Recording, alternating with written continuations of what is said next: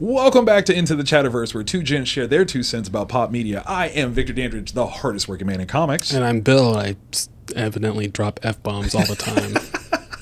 We had such a long conversation just to kind of get those out. We had to exercise that just to make sure that things were still copacetic here on the channel. But we got some passion, I can tell you that right now. And we're going to get back into this conversation with fewer F-bombs, hopefully. We'll see. Fingers crossed. The thing that we're going to talk about, though, and this is a brilliant showcase because you sent me a video from John Campea. Big shout out to John Campea and his channel, who, as a commenter on the industry of movies, is pretty spot on a lot of the times. Like I like what he says a lot, and you've been a fan of his far longer than I have. Yeah. So if you would set us up with what he was talking about in this particular segment. Well, the majority of that I got from it was the ticket prices being too high, right? Based upon the fact that movies cost too much to make nowadays. I mean, you look at Furiosa; it costs $160 million. I feel like that's kind of middle ground. Yeah. Is it not? But not when you're only making like $30 million. That is a problem. I agree with that. Yeah. I agree with that. And that's actually right in line with how much Fury Road cost. Okay. And that was like 7 years ago. Yeah, yeah. So that, that's actually keeping things low. But then you look at something like Marvel's. Right. Like $230 million to make, and it made 40 something like that. It made nothing. It did. Well, and it had massive reshoots too. Right. And it still didn't work. So the cost of making the movie. Yeah. And there's a lot of factors that go into that, right? We're talking not just actor salary and crew salary and things like that, but like production. Yep. Having to build it all, make it all, whether that's practical, CGI, all that stuff costs money. Yeah, and especially on the practical side, if you are moving around. Yes. So you film in Atlanta, but you go on location in Aruba for whatever reason. That's going to cost. Or, if you want to go out to somewhere in the Czech Republic. Right. That kind of stuff. Right. So yeah, everything goes into it, go even down to food. Right. Makeup, costumes, everything. Right. The problem is that it adds up, and it doesn't need to add up. Right. And everyone knows that the ticket, the majority of that money goes to the studios. Now, when you say that, the everyone knows part, do you find that is true? Like most people understand, and it's not. It's not true at all. It's between like 90 and 95% for the first 2 weekends, or they call the first 10 days. Right. Because that's where the majority of the money is going to come from. Mm-hmm. And you hope for a big opening weekend. Mm-hmm. You hope for a drop somewhere in the no larger than 56%. That's okay. I think this part is the most important to kind of reference for people that are lay people that just go to the movies but don't understand the business behind movies. Is there any other industry that you can think of where there's an expected drop-off of more than 50% of the buying clientele for a product and it still be considered successful? Like, because I can't. I would almost gather that comic books in the 90s. That's the only thing I could think of. That's part of the bust era. Yeah, so absolutely. Because if you remember when X-Men came out and it had all those different covers, became one big cover, it's a great marketing pull. Great marketing pull. Not to mention it looked great. But issue 2 didn't have all those. So issue 2 failed. But the reason why I said is like we'll say X-Men 1, or I don't even want to call this pushback. What I think is the difference is that single issue to same movie. Yeah. Which would be the only difference that I would say is X-Men 1, you had 8 million copies like in this one time period. Yeah. But like when it first came out versus week 2 of it being out versus week 3 of it being out, or even print run number 1, print run number 2, like what was that level drop? Just because it's like apples to apples, same issue to same issue type thing. But I think that is so important to know, like for a healthy release, the expectation is more than 50% of a drop from the opening 10 days. Well, and it's also pretty big when you open, if you open to like $100 million, which, that wasn't a thing until Spider-Man. Right. So that no one did that. Yeah. Yes. It's just been a little over 20 years. Right. So if you did if you do $100 million, a lot of movies are be like, that's Good job. great. Right. Then you expect somewhere in the 40 to like 45 the next weekend, and you're like, okay, we're raking in the dough. Right. Those movies that are lower budget, Right. and they open to like $15 million, and that's great. That's awesome. And they're hoping for word of mouth, which is what keeps that movie in the movie theaters going so long. Right. And then it builds off of that. Now, studios don't like that as much because the amount of money they get is on a tier. Yeah, it slopes down after it starts going down, because it ends up being somewhere in the, it's like 60-40 in the end. Okay. But still, they want as much as they can get. Of course. And you don't blame them. Everybody wants their piece. That's fine. But when you hear word of mouth on a movie like Furiosa, Right. I'm like, that's not how you market that. Because I've heard nothing but good things about this movie. I've seen the majority of it. I haven't seen it at all, so I am ill prepared to say anything about the value of that. It's very much a Mad Max type movie. Okay. I heard Hemsworth is great. Oh yeah. Okay. Like Anya Taylor-Joy, she's great in Yeah. it too, but she has very little lines. Like, everyone's really good in this movie. Yeah. I think the problem is that instead of building off of Fury Road, which is a mild hit, it's not. It costs. We'll say it costs right around $175. It still made like $360. I want to say, so it's a mild success. It's not a huge success, Right. And to make another movie, but you went backwards and you went with a different character. Now, yes, Furiosa was a very popular character, Right. or was it that At that time. that Charlize Theron Right. was the popular character? And I'm not saying that Anya Taylor-Joy is not on the same Right. as Charlize Theron. I think they're both amazing. Absolutely. But it could just be that Charlize Theron was more popular, and Max, once again, didn't say a whole lot. I'm going to ask a spoiler question. Did they at least tie it together by having it, from what you've seen, having Charlize in it at all? Or is it strictly in the past? So I haven't seen the end of it. Okay. So I don't know. Okay. But I kind of doubt that. Right. I mean, there's characters that were in Fury Road that are in this as well. And there's things that don't make sense, like Hemsworth's it's a chariot that he rides. It's 3 motorcycles put together, and he's got the reins. Yeah. And everyone's like, "Oh, that's so cool." I go, "Yeah, but how do you guide that? How do you turn it on?" I mean, it just looks cool. It just looks cool. And that's what it is. It just looks cool. I got you. 100%. But you get movies that cost a lot of money. Yeah. And the studios are trying to recoup their money, and then some, because they're not in the business of losing money. Right. They're all owned by corporations that are milking every cent. Well, and it's not just that they're corporations. They're publicly traded companies. Which, even more so, they've got stockholders that you have to be beholden to financially. And even to the point of, okay, so Fury Road is a sequel to a franchise that had not had a new entry in more than 10 years, right? Oh, it was probably like 20 years. You're not wrong. Yeah. But to that end, let's say the opportunity was high, but the expectation was low. Mm-hmm. Like, surely, you got George Miller coming back, which is great, but to that end, I almost wonder if this is how they informed what they were going to do with Furiosa.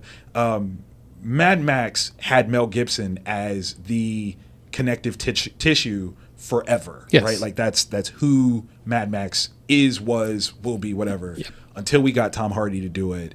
Although our buddy Jean-Paul has a theory that is not Mel Gibson's Max. That's not who he is. He's Wild Child grown up. Okay. And, yeah. So the question I have is, do you think that Furiosa, coming off of the heels of Fury Road so much more recently, the expectation was higher, which is why they threw more money into it, because they're like, oh, this one was successful, put more money into it and we will make more money through that correlation. Is that...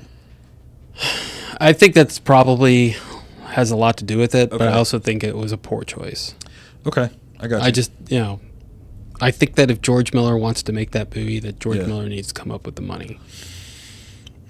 He's got to come up with a better plan than what he had. I think it looks great. There's a lot of people who are like, some of the special effects don't look all that great. Some of the CG looks bad. And I'm like, okay, but I can look past that for the most part. Was it entertaining? Did it tell you a good exactly. story? And that's, once again, that's the point of movies. Right. That's the point of sports. That's the point of comic books. Right. It's all entertainment. Right. That's the point of going to a museum. This is entertaining to people. Yes. It can be educating, but is it entertaining? Yeah, education can also be entertaining. Right. I just, the whole thing about ticket prices, and I saw someone else like, ticket prices too high, theaters need to bring it down. Like, that's a negotiated thing. Right. And I'd tell you right now, I saw an exec with a large studio, right, not this past year, say it, but he said it twice the previous year at CinemaCon, the ticket prices are too high. And I just want to stand up and say, stop making movies that cost so much money, and they'll go down. And if you really feel that way, take a smaller piece of the pie. Right. If you really want to put it like, put your money where your mouth is, literally, that's the way to do it. I feel like the setup for studio pricing has been the reason why the dollar theater has basically gone away. I don't think that there is one in Central Ohio that I'm aware of. Not that I'm aware. Even the one that was on Bethel and Sawmill, they went full. That's what I thought. Yeah. And is it because, again, the cost of these things is just too high? Like, they can't maintain their business structure. Well, I think it was the turnaround on the movie, because usually the dollar theater would get like outside the window. Right. So it was a 90-day window. Right. They would get it later on, unless the movie completely tanked. Right. And then it was leaving first run, and then they would put it in the second run. And then you had DVDs come out, which shortened everything. Everything staggered. Yeah. And then just before the pandemic, shortened it, and the streaming. Let's do streaming instead. Yes. Yeah, and there are so many people that are like, I can just watch it at home, and I'm like, I understand that. But don't come crying to me when you go, oh, I should have watched that on the big screen. Like, I'm going to tell you that every time. Every time. And you can tell me that it costs too much money to go to the movies. Sure. You can tell me that. Sure. That's fine. But give me an example of how that compares to other things. That was one of the things I loved about what Campia was saying was, per financial breakdown, it's still the cheapest, like, engagement, like, opportunity that you can have with another person. Well, and when he brought up the whole thing about the concession prices. Yes. Now, he compared it to the steak meal that he and his wife had. Sure. Okay? Which, that's fair. Right. All right? They shared that. Yes, they did. And you share a steak, it's not nearly as big. You share a large tub of popcorn that's huge. That you can get a free refill on. Come on now. That's extra value. Yeah. That's extra value. I just don't understand where the coming at us about the concession prices when he realizes that's how you keep the lights on. Keeps the lights on. So, but I do understand that there are certain things that are thrown in there. Sure. That I'm not all on board with. I'm like, pizza's fine. Right. But hamburgers, I think that's too much. I think it's too much. Yeah. I think specialty sandwiches are too much. Right. Stuff that's quick. That's what we're, Right. It's supposed to be, person gets in line. We're supposed to shorten the amount of time that they're in line. They're in line to get to their theater. Right. When you throw stuff in, like it takes 4 minutes to make a hamburger, and that's just the hamburger part. That's not putting it together. Exactly. If it's quick stuff, I understand that. Right. But, the cost of... And this is one of the reasons why popcorn costs so much more now is because the cost of goods goes up. Right. If you just kept it to the simple things, It would be easier. yeah. And especially because out of the bunch, popcorn is theoretically the most ready-made. Yes. For when you walk in the line, there's always popcorn being generated, always being made. So yeah, that is in terms of not loss leaders. What would be the opposite of a loss leader? Loss catcher. Popcorn is a perfect thing because the amount that it costs you, the theater, Right. to make versus what you can make off of it is huge. Like that's why, for those that don't know, why popcorn prices are what they are, because it is the easiest way for the theater to make a profitable, stint on their production stuff, like, or their overhead. Like that's what they need. So you almost like you buy the popcorn to keep the lights on at the theater. Like, Right. You think the bulb is too dark, buy an extra thing of popcorn. That gives them the opportunity. Well, to buy some more. that was Robert that It said was, that. yeah. And I take umbrage with that because we don't turn down our bulbs. Right. We turn them down to get the right foot lamperts, which is right around 16. And if you don't know what a foot lampert is, look it up. And also, if you have a 3D movie, Right. the light levels go down even further because you're doing something to that image. Most times than not, you're putting in a filter on top of it. Right. And you could be splitting the image also, which puts an image on top of an image, but like, but you're, it's still the same light. Like, no, you're it's splitting not. the light and then you're putting it on top of each other. You're Right. losing light. Let's that talk way. physics, people. Yeah. Come on. So, 3D movies, I didn't want to talk about those. But the whole thing with the bulb, Yeah. you try to get more hours out of a bulb, you're playing with fire. Yeah, you are. Literally. Yeah, in some because cases. what could happen is that bulb explodes. Yes. All right. And I think I've shown you the pictures of what happens. Yes, you so have. The reflector Right. in there is made of glass. Right. It ain't pretty if a bulb explodes because you can't tell what's the bulb and what what's is the glass. what is the The reflector. reflector Yeah, on there. yeah. So that's an expensive thing. Mm-hmm. I can understand because I know that he knows his stuff. Right.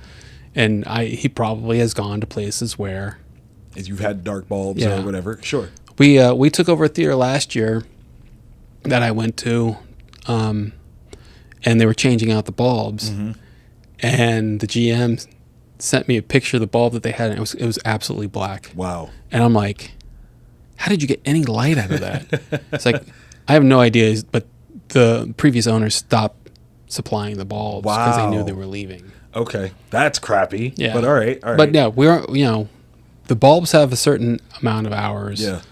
that they're under warranty and that you're supposed to run them. And we change them, not like right on top of it, but Close. it's pretty close. And I've seen dark spots. Gotcha. More or less a spot. Not like this thing was absolutely black. That's Like you could crazy. not see through. You could not see the anode inside of it. Wow. So that part, I'm sure there are theaters that do that. Sure. But I have never worked for a theater that does that Gotcha. because the cons outweigh the pros. Right. Just with having to pay nearly $10,000 for a reflector. Yeah. Yeah. It's not worth it. And it's a mess. It's not worth it. And Literally, then, like you said, playing and with you fire. lose shows that way too. Exactly. So you lose even more money. Exactly. So the cost on cost is not worth it. One of the things that I have been very adamant about is that I think experience and engagement is the key factor that we have lost in a lot of different places that had been able to maintain previously. So comic shops, I've been saying that engagement is a problem. Too many comic shops are treating it as though having comics is the worthwhile venture, but you have to make people decide to go to you to get the comics. Right. Because just having the comics, I can get those anywhere. Why am I coming to you to get it? And I think to a degree, movie theaters are kind of in that same place where we used to have this idea of value of that opening weekend, right? Like there was an engagement factor that, which again, like you pointed out, the streaming, distribution has utterly changed that. Why am I paying money to go see it this weekend where I can wait 3 weeks and I can watch Right. it at home? To that end, do you think that there is something that can be done to boost the engagement factor again for coming to the movies, because that used to be a thing. It was, part of conversation. Yo, you want to go to the movies this weekend? Yeah. This thing is coming out. I really want to see it. Let's go. Boom, boom, boom. We've got a crew of people that are going. We just passed the 25th anniversary of Phantom Menace coming out, and I remember the lines, outside the building of people waiting to buy tickets to go see it. That was part of the engagement experience. The midnight showing was part of the So what can we do to kind of bring that experiential part back? Well, so the line thing's gone because of buying tickets online and being able to pick your own seats, which is not a bad thing. Sure. The midnight show's gone. Yeah. Because someone came in through an exit door and started shooting. Yeah. Which I understand. Mm-hmm. But they moved that. It's fine. Mm-hmm.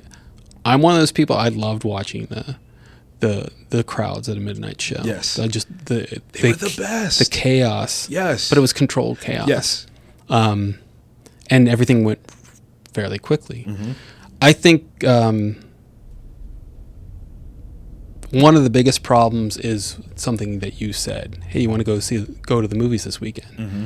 Theaters are open 7 days a week. Why are we waiting till the weekend? Why go? You don't have to go the first weekend. You could go during the week.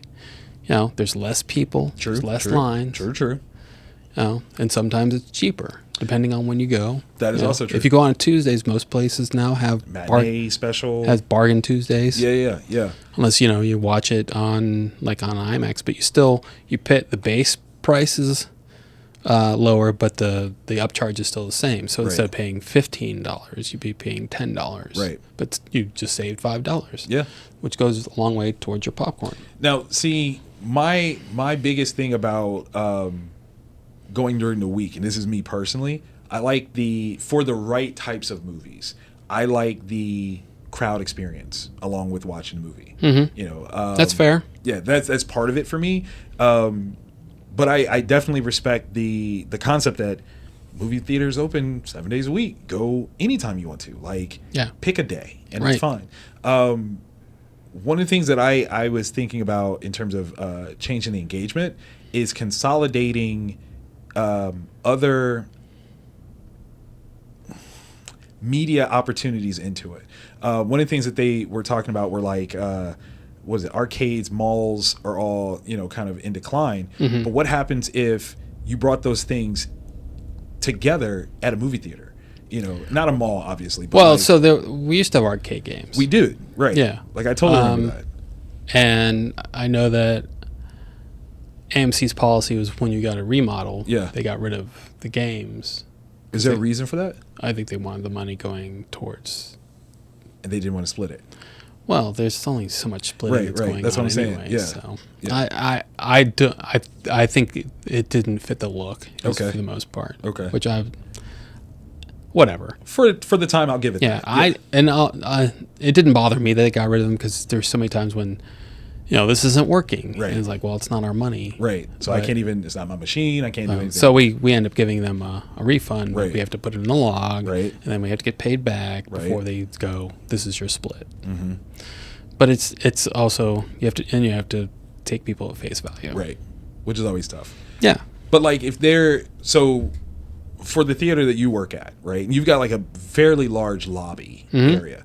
If there was a designated area within that is now whatever arcade, right? Phoenix Arcade, right? Yeah. And it now has an opportunity to bring in finance as an arcade, and maybe that trickles into people buying stuff at the theater. You got your concessions, all that jazz.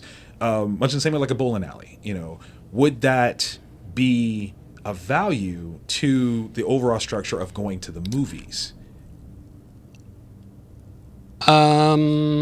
No, because I think what ends up happening is you're I'm spending even more money. Okay. So I was wondering if it would pull on in something a you could clientele. do on your phone. Well, that's also true. But there's the engagement factor for me. Yeah. Because what I would love, and this is me pipe dreaming, if I'm a millionaire, maybe I'll invest in it.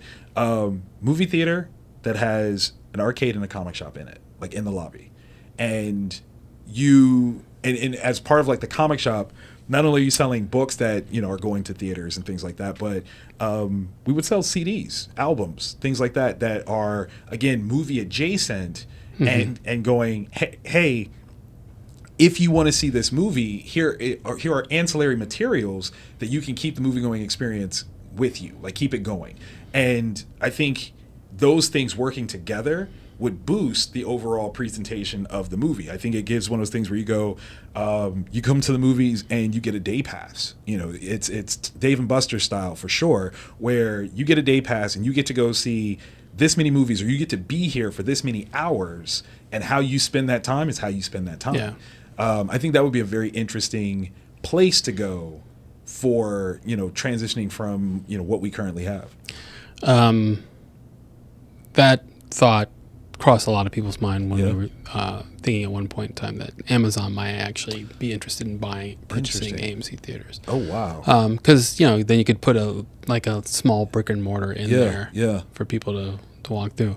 My idea is much less complex than that. What you got? Bring back the double feature. Oh. Bring it back during the week. Okay. And not necessarily make it like a movie and a sequel. Oh. So you do the Keanu Reeves action double feature. Right. Matrix. Speed. John Wick. Or you could do a triple feature if you really wanted to. Wow. But you bundle that. Yeah. With a large drink and large popcorn. Dude. Or 2 large drinks and a bucket. And the bucket would bring people back. Because you're going to refill the bucket. Yeah, for less than the actual cost of the bucket. Yeah. You know what? You should work in a movie theater. I think I probably should. I think you should consider that. I'm just throwing it out there. I mean, you're a pretty good podcaster, but I'm just throwing it out there. That maybe there are things that can be done on a grassroots level. Yeah. The biggest problem is trying to get people in the door, and you can't advertise anything outside of using in-house advertising. But once again, you have to get people in the door in order to do that. Same thing with comics. Yeah, pretty much. That's wild. That's so wild. I'm curious, for all of you that are watching, what are some of your favorite movie theater memories? What is one of those experiences where it's not just the movie itself, but where you were was part of why you enjoyed it, and what you would like to see done to kind of reinvigorate that magic? Because again, it's us yelling into the void so many times. I just want to hear some of that reflected back. I want to hear what you guys think that movie theaters or the movie theater industry could do to bring things back, because they've done so much. You really have done so much. I mean, from changing the chairs to the visual output of things. It used to be that the screen was a screen was a screen. Mm-hmm. Now we've got IMAX, we've got Dolby, we've got all these different aspects that have been elevated to try to make the technology that much more significant. Unfortunately, I think the home theater market has caught up in so many ways that it I don't want to say trumps it, pun, but it makes it harder for the value of what the technology at the theaters currently is to matter as much. What would be the next technological change that you think would bring people in? Smell-o-vision? What are we? Oh, they're doing that already. Oh, they're doing stuff like that anyway. I don't think a gimmick is the way to do it. Just like because I think 3D is a gimmick as well. Gotcha. I just go back to the thing I always say is that I don't care how big your TV is at home. Right. My smallest screen is 25 feet wide, not corner to corner, left to right. That's huge. 25 feet. That's what I'm talking about. But there are people that didn't see Godzilla -1 when it was in theaters and is currently on Netflix, and I feel bad for them because they will not understand how gorgeous that movie is at scale. Yeah. But it's important that they watch that movie. Yes, no, you absolutely have to watch it. Like, go watch it right now. But if you did not get to see it in the theater, you don't even know. Yep. You don't even know. Wow. I definitely hope that a solution that works long term is discovered and implemented quickly before theaters lose more ground. I would hate to lose theaters. I do think that it is a vital part of a communal process of watching movies. As I've said before, like, my daughter loves superhero stuff, and she's seen Endgame, but she's never seen it in theaters, and she'll never know what it's like to have seen that movie in theaters opening weekend because she wasn't, she was around, but she wasn't able to. Yeah. Much in the same way that until Endgame, I didn't know what it was like to experience something like Star Wars in theaters for the first time. Like, this is such a visceral, literal, important piece of culture, pop culture, that there are people that point to their love and desire of being in the creative business to that experience. And those are the things that I don't want people to lose, because what would that inspire the next generation to create and do if they don't have it? So, yeah, let's figure that out. I think that's the thing. Yes. So, thank you guys for tuning into the Chatterverse. Once again, I'm Victor Dandridge, the hardest working man in comics. And I'm Bill, and I still don't care what John Paul has to say. We'll see you guys next time. Peace.